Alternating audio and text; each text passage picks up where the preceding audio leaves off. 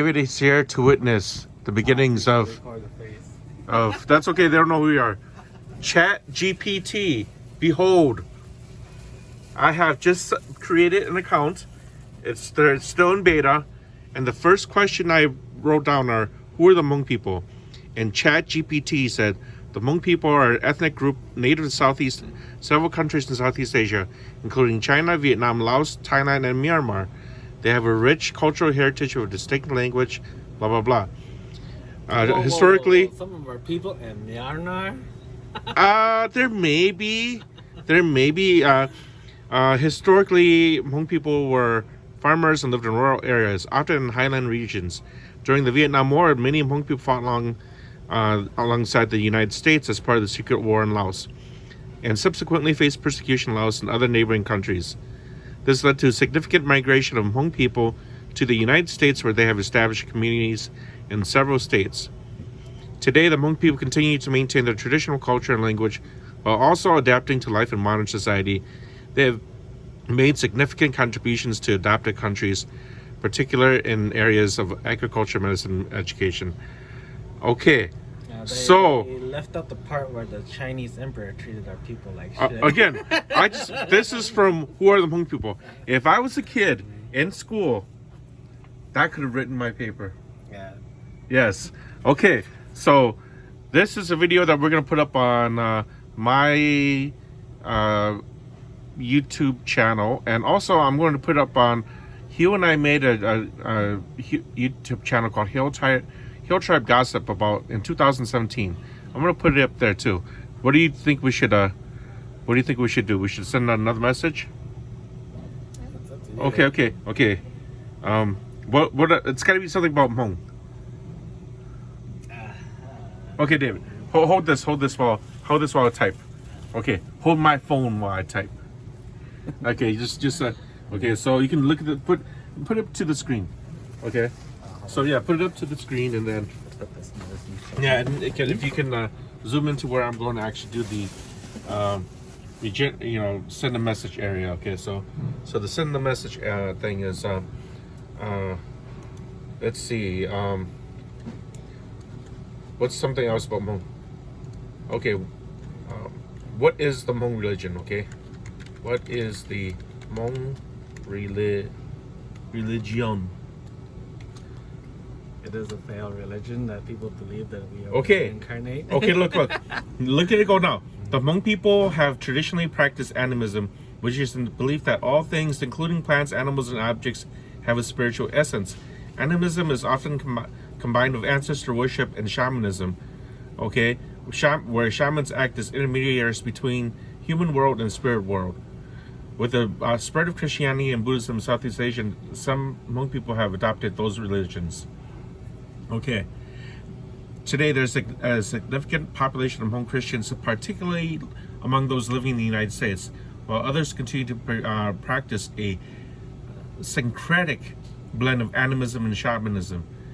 Okay, it is important to note that Hmong religion is not monolithic, and practices and beliefs can vary significantly between different communities and regions. Additionally, as many indigenous religions, Hmong spirituality is often deeply entwined with their culture. Okay, you have to admit, that is pretty good ass stuff. No wonder the South Park episode made fun of it.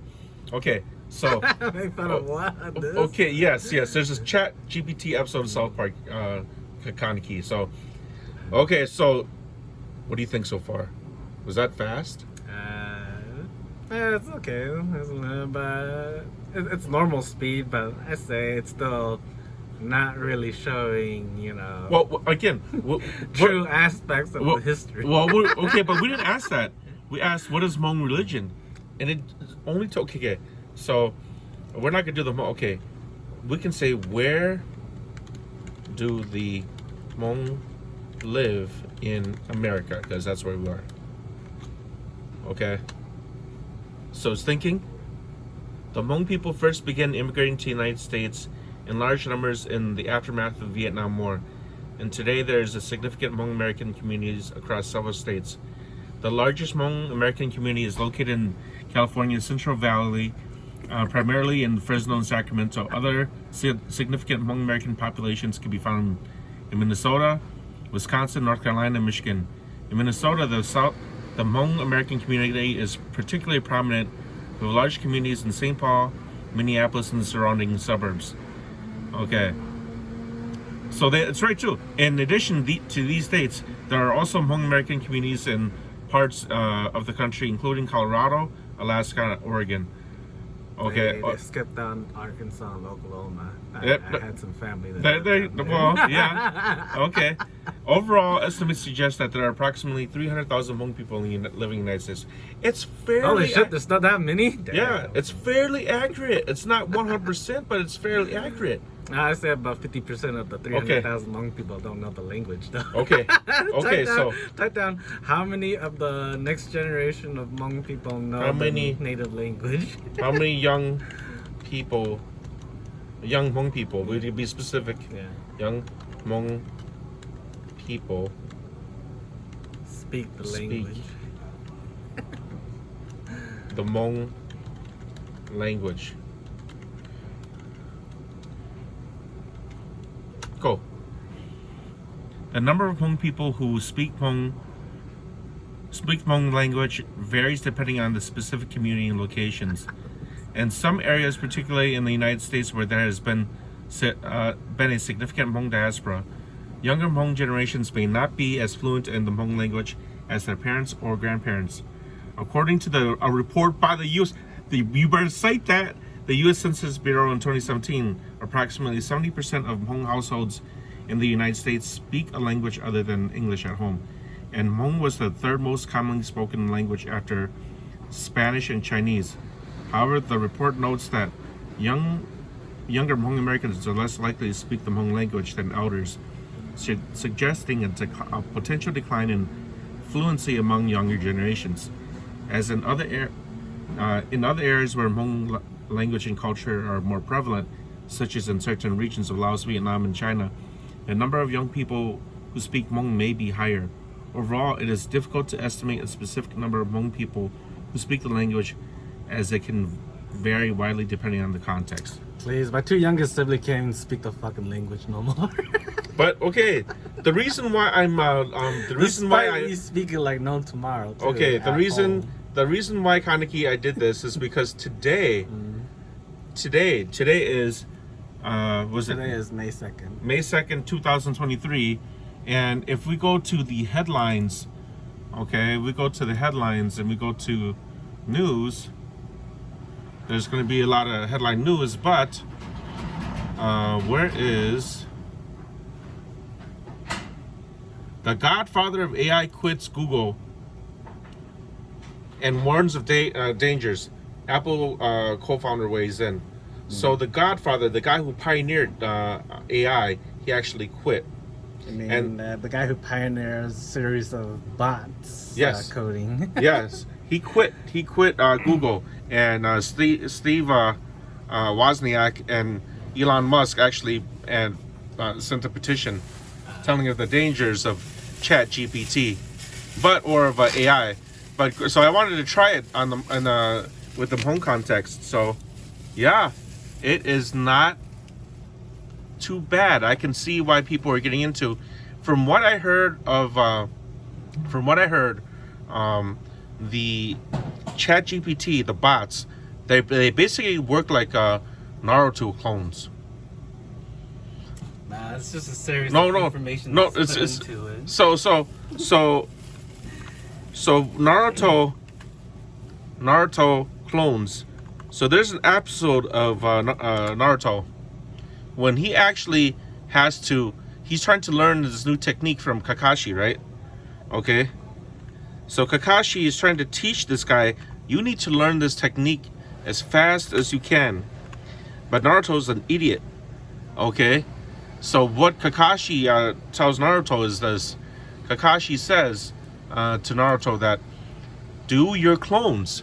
Every time you make a clone, that clone will live its own kind of life and make a mistake. At the same time that clone is doing the same task, at the same time that clone is doing the same task. When all of them, in an instant, all of them can share their experiences. Meaning Naruto can fail doing his wind release Rasengan. Okay, but he'll learn faster than any other ninja. So for those people who are anime fans and know about Naruto, that's AI. Every bot, every Naruto clone works the same problem instantaneously. Then when the clones come back to figure out the situation, it has the benefit of hundreds of clones working in an instant, coming back and responding to us. That's what is happening in Chat GPT and AI.